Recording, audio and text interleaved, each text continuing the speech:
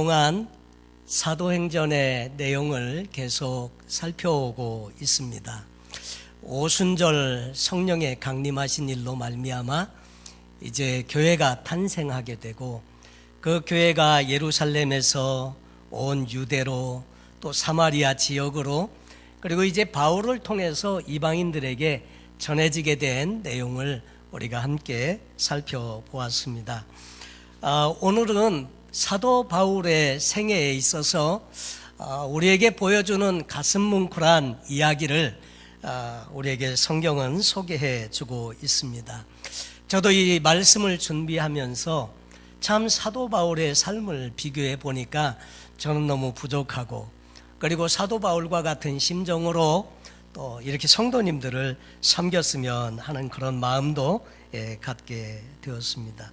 사도 바울의 생애를 보면 처음에는 사도 바울은 예수 그리스도를 알지 못했습니다. 우리가 많은 경우에 하나님을 알지 못하고 예수를 알지 못하면 포행자가 되고 핍박자가 되고 오히려 예수를 박해하는 사람이 될 수 있다고 하는 것을 사도 바울을 통해서 우리가 보게 되는데, 그는 스데반을 죽이는 일에도 가담을 했고요, 그리고 믿는 많은 사람들을 핍박하고 잡아서 옥에 가두는 일에 앞장서서 나섰었습니다. 사실 사도 바울이 그렇게 나쁘게 행한 것은 사실은 그것이 하나님을 잘 섬기는 일인 줄로 알고 잘못 행하게 되다 보니까 그렇게 엉뚱하게 하나님을 거스리는 삶을 살게 되었더라 하는 거죠. 그러다가 다메섹에 가서 믿는 사람들을 잡아가지고 옥에 가두려고 그날도 다메섹을 향해서 가고 있었는데 길에서 예수님을 만나게 됩니다. 그 일로 말미암아 고꾸러지게 되고 눈이 멀게 되고, 그래서 이제 다메섹에 들어갔다가 아나니아라고 하는 사람이 안수해 주어서, 그래서 이 아나니아의 일로 말미암아 다시 보게 되고 예수 그리스도를 다시 알게 됩니다. 사실 우리 신앙에도 체험이 많이 필요해요. 그냥 지식적으로 아는 신앙이 아니라 내가 체험적으로 그 예수를 경험하게 되면, 그러면 실제로 살아있는 신앙이 되기가 좋죠. 근데 이 바울은 그 말로만 듣던 그 예수, 잘못된 줄로 알았는데 그 예수를 발견하게 되고 구약 성경에서부터 이 예수까지 모든 말씀이 꿰어져서 자기에게 들려지게 되니까 예수를 다시 알게 되고, 그리고 나서 오히려 핍박자로서 포행자로서 예수 믿는 사람들을 잡아서 옥에 가두려고 갔던 그 다메섹에서 오히려 예수 그리스도를 증거하는 사람이 되어 있는 것을 보게 되죠. 그리고 그의 삶은 잠시 또 아라비아에 가서 홀로 하나님의 말씀을 연구하고 하나님과 함께하는 독대하는 시간들을 갖게 되죠. 그 후에 자기 고향 다소에 와서 한 10년 정도 지내다가, 그리고 이제 안디옥 교회의 지도자였던 바나바를 만나게 되고, 바나바의 요청으로 안디옥 교회에 다시 와서 말씀으로 사역을 하는 사역자의 길을 가게 되죠. 그리고 난 이후에 바나바와 더불어서 전도 여행을 떠나게 되죠. 1차 전도 여행을 떠나고 2차 전도 여행 때는 바나바와 헤어지고 신라를 대동하고 2차 전도 여행을 가고, 오늘 성경의 본문에 나와 있는 이 시기는 3차 전도 여행의 시기 때 내용을 기록해 주고 있습니다. 그런데 이 오늘 성경 본문에서 보면 예루살렘에 올라가면 환난과 핍박을 당한다는 말을 그동안 계속해서 가는 곳마다 선지자들을 통해서 예언자들을 통해서 듣게 되고, 그런 중에 이제 예루살렘을 향해서 가려고 하는 이 바울의 이야기가 에베소 교회 장로님들과의 만남의 이야기로 오늘 소개를 하고 있습니다. 사실 사도 바울의 생애를 보면 어떻게 사도 바울은 이런 삶을 살 수 있었을까? 결혼도 하지 않고, 그리고 그 자신의 모든 생애를 다 전폭적으로 하나님께 올인해서 헌신하는 이 삶, 어떻게 그렇게 할 수 있었을까? 무엇이 사도 바울로 하여금 이런 인생을 살게 했나? 그리고 그가 미친 영향력을 생각해 보면요, 여러분, 한 사람 바울의 이 삶을 통해서 유럽 일대가 복음화되고 그 유럽에 전해진 복음이 이제 그 미국에까지 오게 되고, 그 미국에 온 그 복음의 말씀이 한국 땅에도 소개가 되고, 결국은 그래서 우리도 예수 믿고 오늘 이 자리에 앉아 있는 것도 어찌 보면 사도 바울 한 사람이 전한 복음의 그 영향력 때문에 오늘 이 자리에 우리가 앉아 있게 됐는지도 모릅니다. 정말 그 복음 전파를 위해서 완전히 자신의 삶을 드렸고요, 그리고 그가 기록한 그 편지들이 지금 신약 성경에 13권이나 이렇게 신약 성경으로 들어와 있는 것을 보게 됩니다. 그래서 오늘 저는 이 사도 바울의 생애를 함께 살펴보고, 저 자신도 또 우리 성도님들도 이 사도 바울의 생애를 통해서 다시 한번 우리가 좀 이렇게 잊고 살아가는 우리의 사명, 우리의 달려갈 길, 또 우리가 어떻게 우리의 남은 생애를 살아야 할지 같이 고민하면서 말씀을 통해서 은혜 받기를 원합니다. 사실 사도 바울은 가는 곳마다 복음을 많이 증거하고 전했었습니다. 그것은 뭐냐면 그 특별히 예수 그리스도를 소개하는 하나님의 말씀을 전하는 전도 설교가 주로 사도 바울의 메시지였습니다. 그래서 구약에 있는 말씀들을 풀어서 설명하고, 구약에 약속하신 이 말씀이 예수 그리스도를 통해서 성취되었고, 하나님이 정하신 그분 예수 그리스도를 믿음으로 말미암아 우리는 하나님 나라의 자녀가 될 수 있다는 이 놀라운 구원의 소식을 증거하고 전하게 되었습니다. 그때마다 박해하고 반대하는 이 그 유대인들과 더불어서 말씀을 전할 때는, 그때는 이제 변증 설교로서 예수님이 어떻게 하나님의 아들이신 것을 증거하는 설교를 했었고요. 오늘 사도행전 20장에서는 베드로의 그 바울의 설교 중에 특별히 고별 설교의 내용을 우리에게 소개해 주고 있습니다. 바울은 그동안 전도 여행을 하면서 많은 교회를 세웠는데, 그 중에 에베소 교회를 개척하고 세웠습니다. 사실 어떤 의미에서 보면 이 바울은 교회 개척자였습니다. 교회가 없는 지역에 가서 하나님의 말씀을 전하고 예수님을 믿는 사람들이 생겨지면 그곳에 교회를 세우고, 그 다음에 지도자를 세워서 그 교회를 섬기도록 하고, 다른 지역에 가서 또 교회를 개척하고 또 교회를 개척하고, 이렇게 다녔던 인물이 사도 바울이었는데, 특별히 그가 애정을 가지고 열심을 쏟아서 개척했던 교회 중에는 에베소 교회가 있었습니다. 에베소 교회는 많은 핍박과 박해도 있었고, 그래서 거기서 에베소 교회에서 복음을 전하다가 쫓겨나오기도 하고, 그러면서 에베소 교회를 섬겼는데, 에베소 교회에서 3년 밤낮으로 말씀을 가르치면서 이 교회를 세우고 사람들을 섬겼습니다. 그 내용들이 사도행전 19장부터 소개가 되고 있죠. 그런데 오늘 성경 본문에서는 이제 그 사도 이 바울이 밀레도에 있으면서 에베소로 사람을 보내서 그 에베소 교회의 장로님들을 초대를 합니다.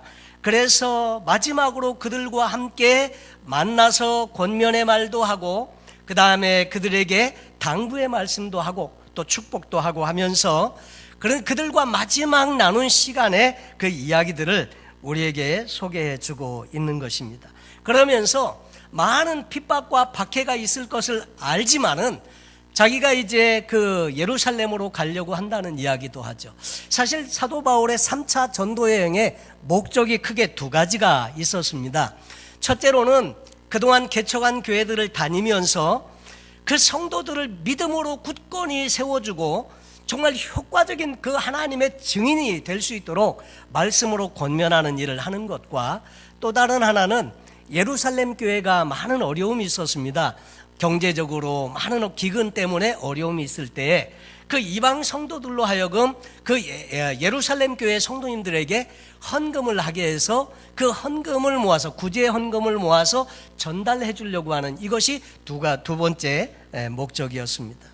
그래서 그 이제 목적을 가지고 3차 전도 여행을 하는 도중에 생겨진 일인데, 에베소 교회 그 장로님들과 하는 내용이 성경에 기록이 되기를 이렇게 기록이 되어져 있습니다. 오직 성령이 각 성에서 내게 증언하여 결박과 환난이 나를 기다린다 하시나 내가 달려갈 길과 주 예수께 받은 사명 곧 하나님의 은혜의 복음을 증언하는 일을 마치려 하면은 나의 생명을 조금도 귀한 것으로 여기지 않는다. 여기 보면 그렇게 말씀을 하고 있죠. 나의 달려갈 길과. 여러분, 우리에게도 달려갈 길이 있다는 것을 아십니까? 우리에게도 다 달려갈 길이 있습니다. 그래서 나의 달려갈 길과 주 예수께 받은 사명, 이 바울은 또 사명을 받았는데 이 사명이 무엇이었느냐면 곧 하나님의 은혜의 복음을 증거하는 일을 마치려 하면은, 다시 말해서 하나님의 은혜의 복음을 증거하는 일, 복음 전하는 일, 예수 그리스도를 소개해서 그들로 하여금 예수 믿고 하나님의 자녀가 되게 하는 일, 이것이 사도 바울의 사명이었다고 하는 거죠. 이것이 자신의 달려갈 길이었고요.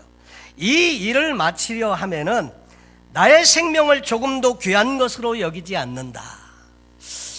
그런 말이 있습니다. 사람이 행복하려면 두 가지일 때 행복하다고 하죠. 첫 번째로는 죽을 만큼 사랑하는 사람이 있을 때 행복하고요. 또 두 번째로는 죽을 만큼 사랑하는 일이 있을 때 행복하다고 했습니다.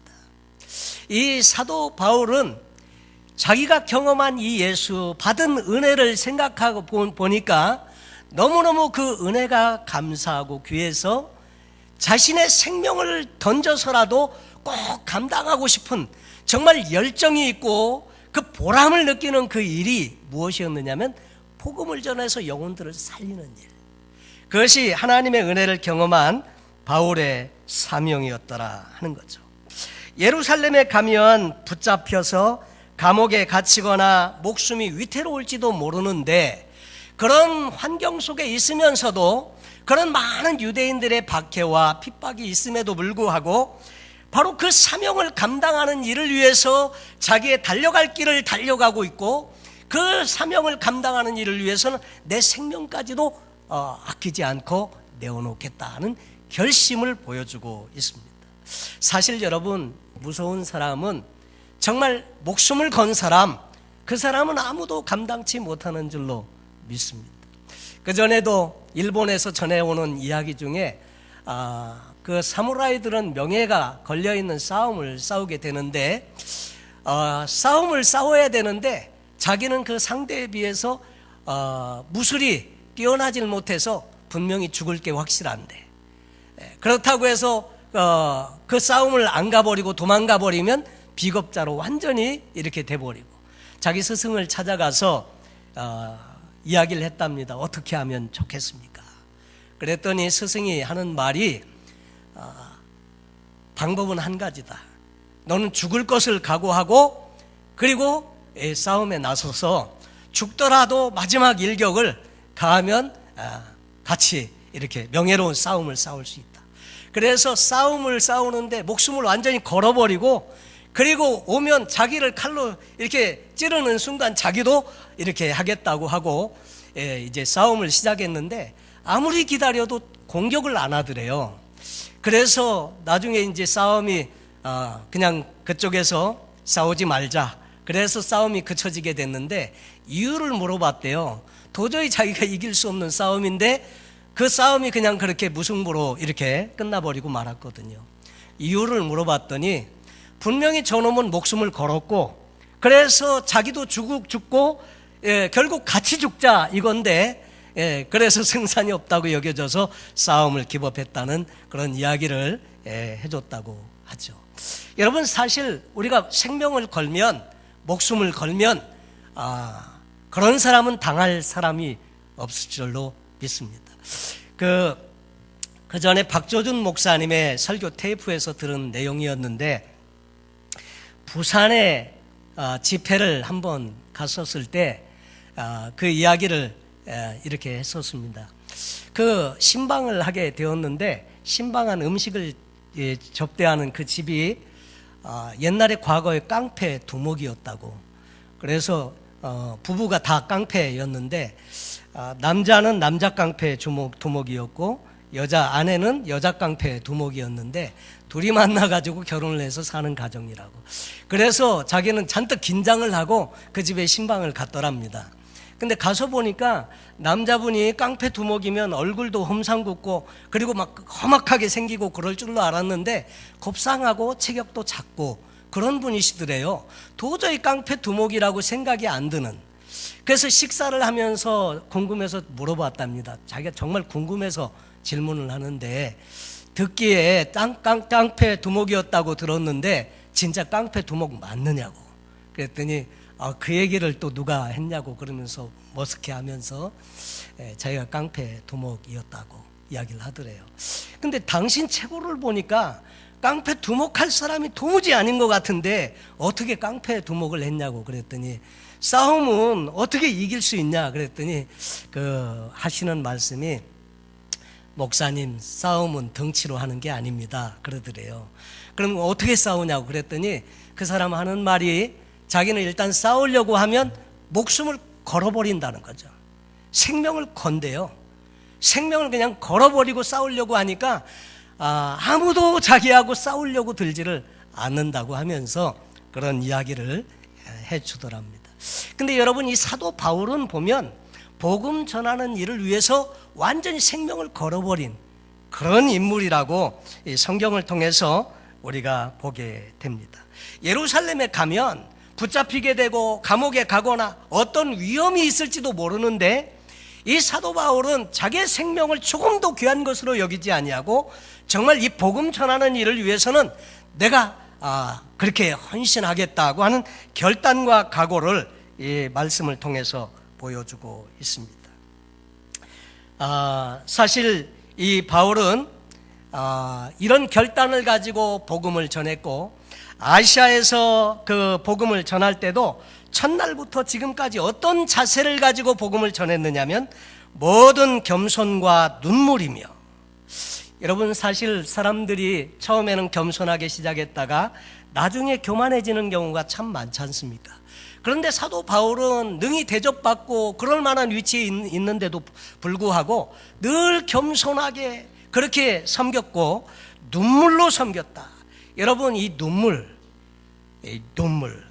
이것은 사랑 때문에, 그 하나님을 사랑하고 영혼들을 사랑하는 마음 때문에 겸손과 눈물로, 또 유대인의 관계로 말미암아 당한 시험을 참고 주를 섬겼다.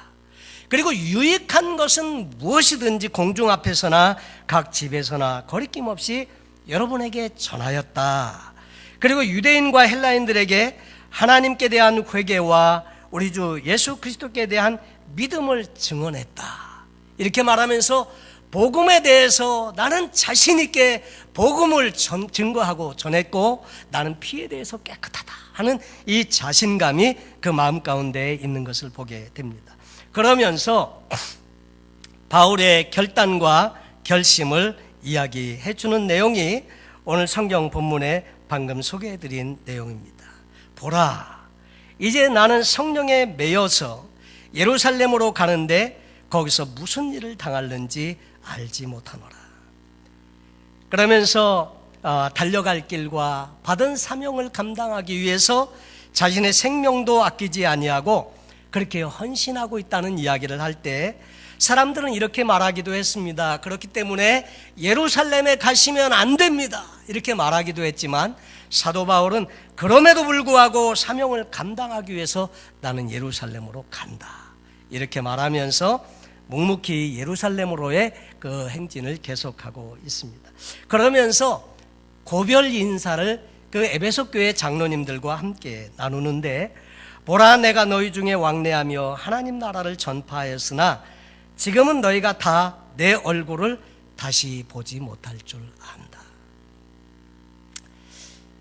참 만약에 제가 여러분과 다시 얼굴을 보지 못한다고 하면 여러분을 위해서 또 무슨 말씀을 드릴 수 있을까? 사도 바울의 심정을 한번 헤아려 봤습니다. 그랬더니 사도 바울의 이 마음은 정말 그 사랑과 그동안 이 복음을 함께 나눴던 그것에 대한 감사와 더불어서 그들을 진심으로 축복하고, 다시 그들을 만나지 못하지만 예수 그리스도의 전한 이 복음으로 그들이 굳건히 서고 복음적인 삶을 사는 그런 사람으로 살도록 권면에 맞지 않는 것을 보게 됩니다. 그러므로 오늘 너에게 증거하노니 모든 사람의 피에 대하여 내가 깨끗하니 이는 내가 꺼리지 않고 하나님의 뜻을 다 너에게 전하였습니다. 그리고 권면의 말씀을 하는데, 사실 에베소 교회의 장로님들은 그 교회의 지도자들이십니다. 그리고 그 교회를 섬기는 사람들이었는데 그들에게 이렇게 권면을 합니다. 너희는 자기를 위하여 또는 온 양떼를 위하여 삼가라.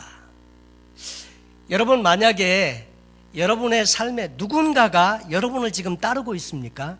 그렇다면 우리도 이 말씀을 들을 필요가 있습니다. 자기를 위하여 또는 양떼를 위하여 삼가라.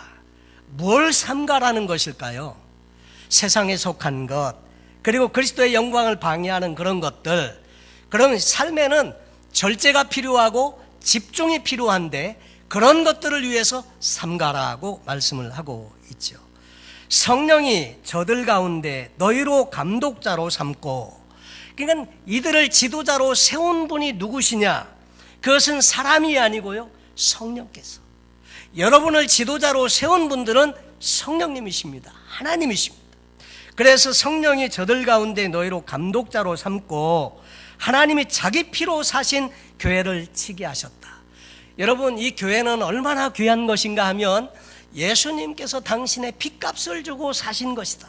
근데 이 교회라고 말할 때 이 교회는 바로 예수 그리스도를 구주로 고백하고 모인 우리 모두, 우리 공동체가 교회라고 하는 거죠. 이 피값 주고 사신 이 교회를 위해서 세운 분이 바로 성령님이시고 하나님이심을 말씀해 주십니다. 그러면서 삼가라 권면을 하고 있지요. 그리고 앞으로 닥칠 일에 대해서도 미리 경계로 이런 말씀을 하십니다. 내가 떠난 후에 흉악한 이리가 너에게 들어와서 그 양떼를 아끼지 아니하며 또한 너희 중에서도 제자들을 끌어 자기를 좇게 하려고 어그러진 말을 하는 사람들이 일어날 줄 안다. 당시에는 벌써 이단주의자들이 많이 있었거든요. 그래서 이런 분들이 와서 예수 그리스도의 복음 외에 다른 것들을 증거하고 사람들로 하여금 현혹하게 해서 하나님의 신성한 교회에서 떠나게 할까 두렵다고 하는 거죠. 그래서 그런 일이 있게 될 것을 아는데, 그러므로 너희가 일깨어 내가 3년이나 밤낮 쉬지 않고 눈물로 각 사람을 훈계하던 것을 기억하라. 기억하라. 그러니까 하나님의 말씀으로 권면하던 것, 이것들을 기억하라고 말씀해 주시는 것입니다.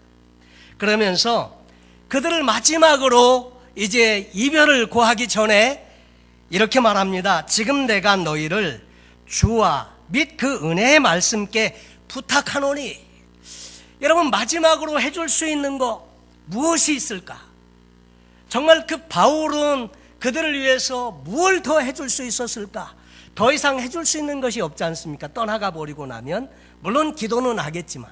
그런데 바울은 이렇게 말씀을 합니다.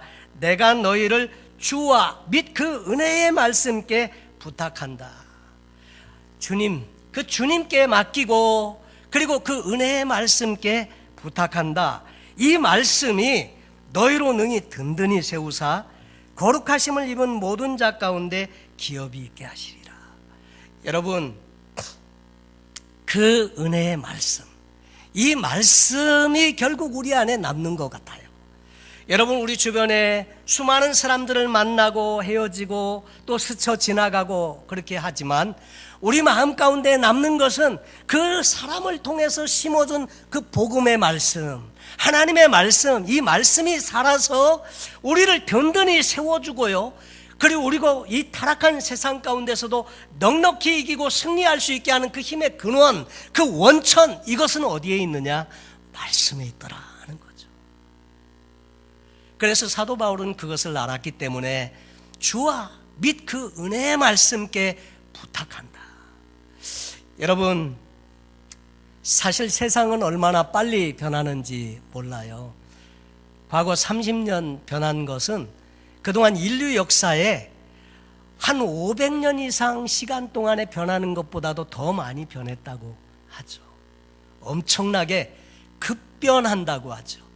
그렇게 변하는 세상 가운데서 변하지 않는 것이 있는데 그것은 뭐냐면 하나님의 말씀입니다.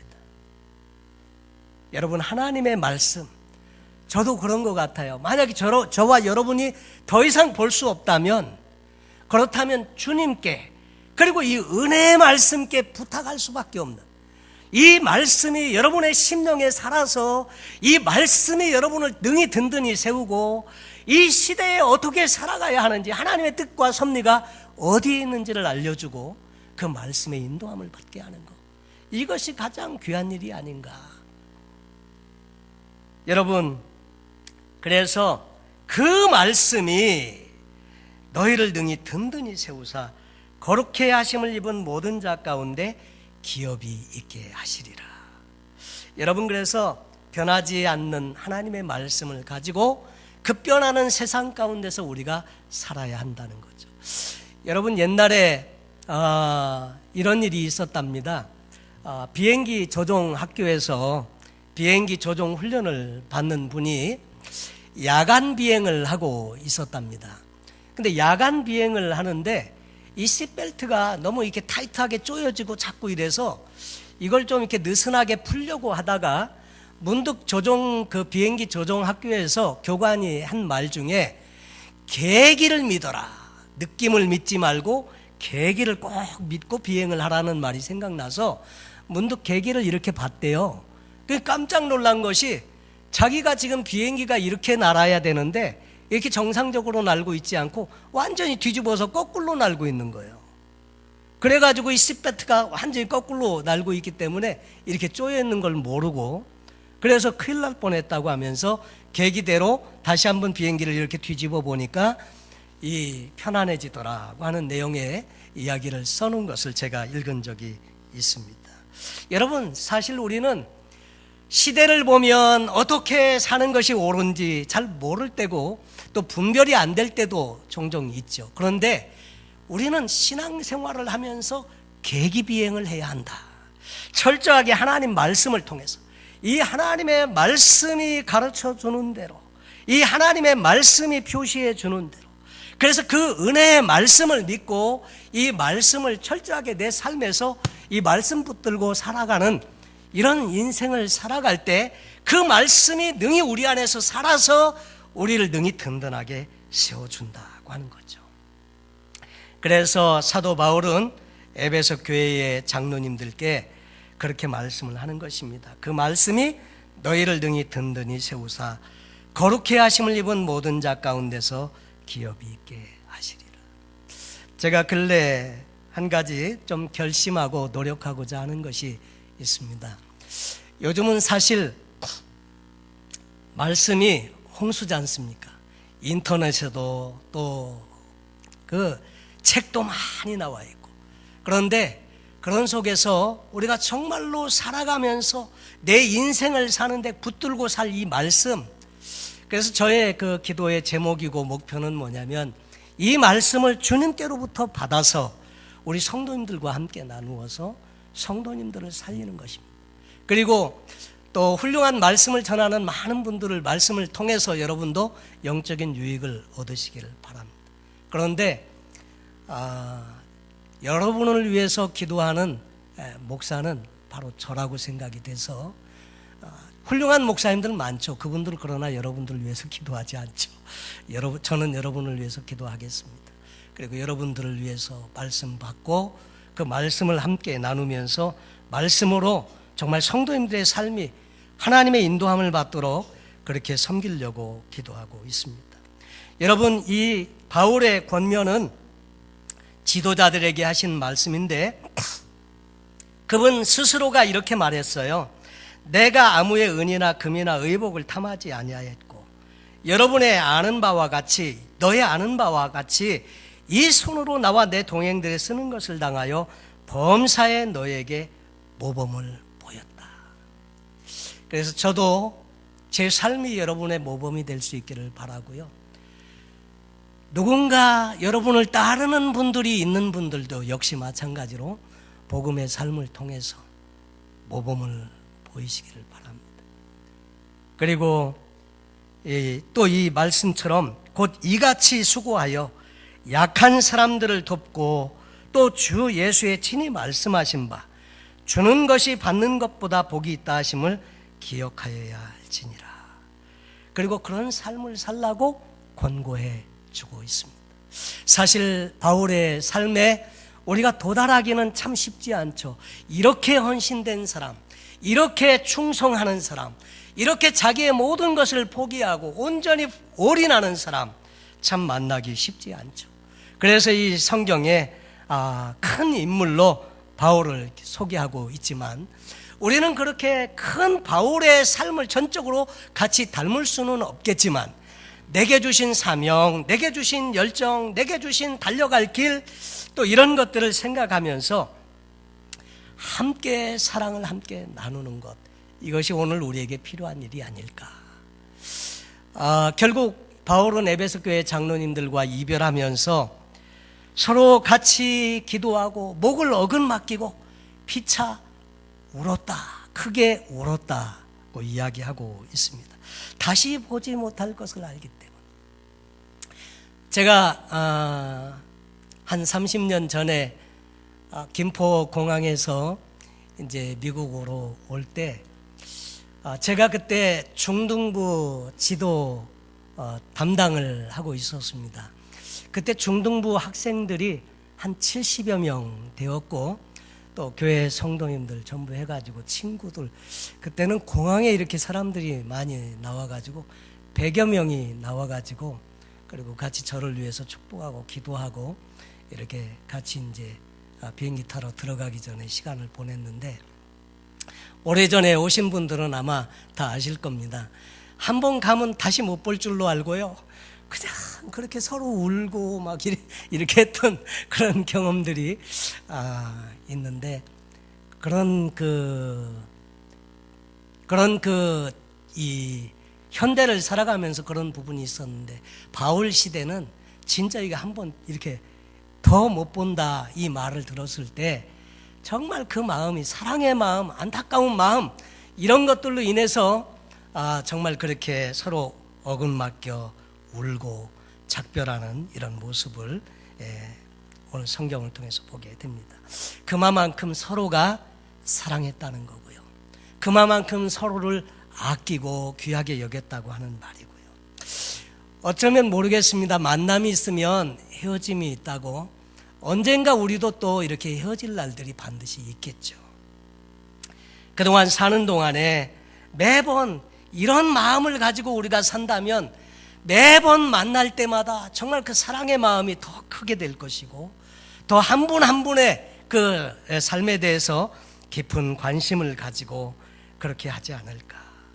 다시 얼굴을 보지 못할 수도 있는데 서로를 귀한 존재로 여기고 뜨겁게 사랑하고 또 함께 있는 것을 늘 감사하면서, 그렇게 함께 있는 동안에 서로를 격려하고 세워주면서 바울처럼 우리도 최선의 삶을 살면 얼마나 좋을까. 오늘 이 말씀을 준비하고 묵상하면서 제가 가졌던 마음입니다. 제가 처음에